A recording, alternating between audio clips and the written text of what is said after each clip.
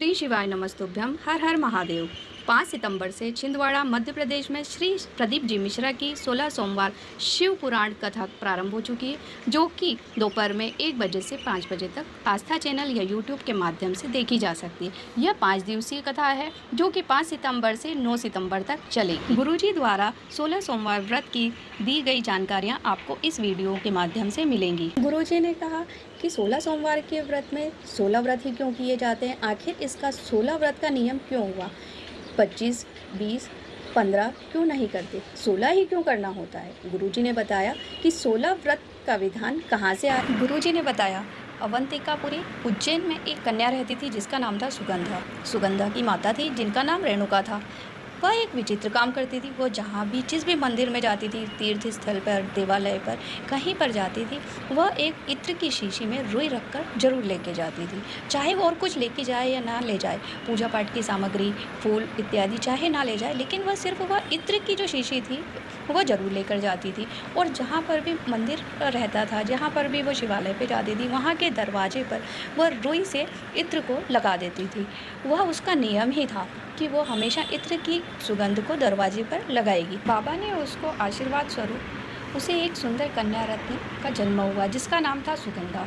उस कन्या के शरीर से इत्र की बहुत सुगंध आती थी। उसके चेहरे पर बहुत अलौकिक तेज था। वह बहुत ही सुंदर थी। जैसे जैसे वह बड़ी होने लगी, उसके शरीर का तेज भी बढ़ने लगा और उसके शरीर की सुगंध भी बहुत बढ़ने लगी। गुरुजी आगे कहते हैं कि कन्या से बस एक चूक हुई, वह अपनी सुंदरता का बहुत ही दुरुपयोग करने लगी, लोगों को उसकी से आकर्षित करने लगी। गुरुजी कहते हैं कि शरीर की सुगंध से ज़्यादा अपने अच्छे कर्मों की सुगंध होनी चाहिए।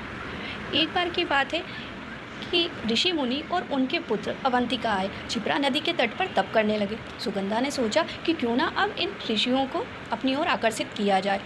सुगंधा ने अपनी सुंदरता का जाल फैलाने लगी। एक ऋषि कुमार ने बाकी ऋषियों को कहा कि यह कन्या ठीक नहीं लगती है। ऋषियों ने कहा कि उसके माता पिता और पूर्व जन्म के कोई पुण्य रहे होंगे, जिसकी वजह से उसके शरीर से सुगंध आती है और वह अवंतिकापुरी में उसका जन्म हुआ है। ऋषियों ने भी अपना तेज बढ़ाया। तेज के प्रभाव से सुगंधा के शरीर की सुगंध खत्म हो गई, नष्ट हो गई। उसे समझ में आ गया कि ऋषियों के तेज से कारण ही उसके शरीर की सुगंध नष्ट हुई है।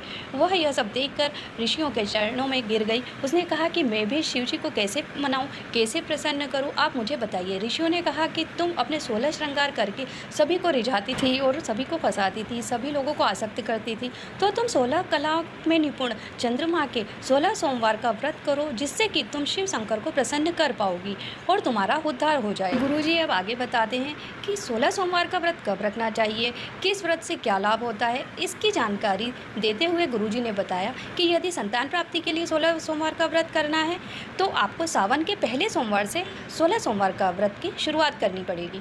यदि आपको बहुत बड़ी बीमारी हो गई है, बहुत परेशानियों ने घेरा हुआ है, जीवन में बहुत ही कष्ट है, तो आपको 16 सोमवार का व्रत बैसाख मास के पहले सोमवार को करना पड़ेगा।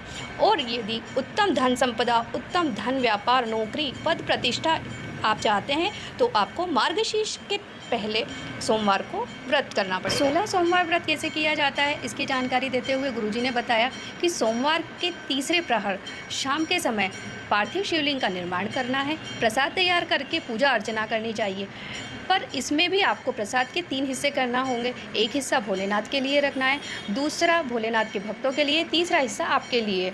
यदि आप आपका हिस्सा पूरा नहीं खा सकते हैं, तो आप किसी और को भी दे सकते हैं। और जब 17वां सोमवार होता है, जब इस व्रत का उद्यापन करना होता है, तब आपको 16 जोड़ों को बुलाकर उन्हें प्रसाद देना है और भोजन करवाना है। यदि जीवन में कोई 16 सोमवार व्रत नहीं कर पाता है और वह यदि 16 सोमवार शिव महापुराण कथा को सुन लेता है, तो उसे भी 16 सोमवार का व्रत का फल मिलता है। गुरुजी ने बताया है, पशुपतिनाथ व्रत और 16 सोमवार के व्रत में एक अंतर होता है। पशुपतिनाथ के व्रत के 5वें दिन नारियल और दक्षिणा अर्पित करके व्रत को पूर्ण किया जाता है, पर 16 सोमवार के व्रत में 16 सोमवार व्रत रखे जाते हैं और जब 17वां सोमवार होता है, तब आपको उद्यापन करना होता है। यदि वीडियो में दी गई जानकारी आपको अच्छी लगी हो, तो आप कमेंट बॉक्स में ज़रूर लिखें। वीडियो को लाइक एंड शेयर करें, चैनल को सब्सक्राइब करें। धन्यवाद। हर हर महादेव।